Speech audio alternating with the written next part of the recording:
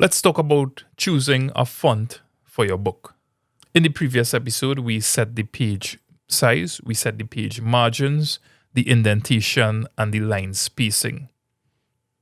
I'm going to open my docs folder and jump into manuscript.doc, where we've been making the changes since the beginning of this course.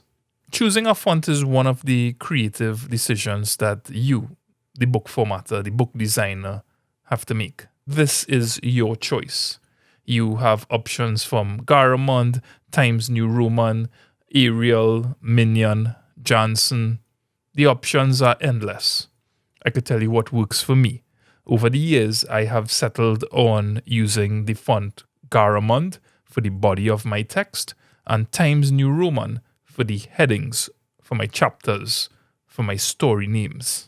I find Garamond to be easily readable, and readers would often say that they like this font. I'm going to select all of my text, being very careful not to introduce any errors. You want to be very mindful of that. For instance, if I was to hit Ctrl A to select all, but in error I accidentally hit A alone, and it introduces an A in the word excited as shown on screen. So be very mindful when you are using shortcut keys.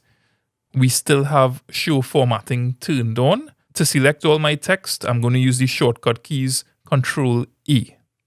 And for now, I'm going to select Garamond from my list of fonts. This is on the Home tab under the option to select a font. So there we go. My text has been changed to Garamond. This includes the headings for the short stories and the body of my text. There's something important I haven't done as yet, and that is to justify my text. To select all my text again, I'm going to use Ctrl A, and on the toolbar, I'm going to justify my text. If you hover over it, you will see that the shortcut key to justify a text is Ctrl and J. I am going to click this icon here on the toolbar.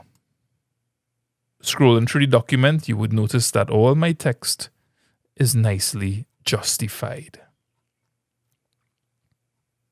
That's it for choosing a font. Before we close off, there's one thing I want to point out.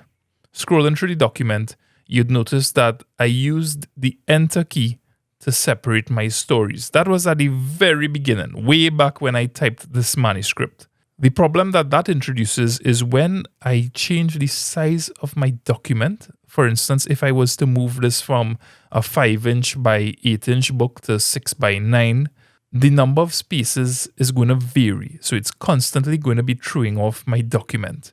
In the next lesson, we'll talk about using page breaks and section breaks to properly format chapters. Join me in the next episode where we talk about section breaks.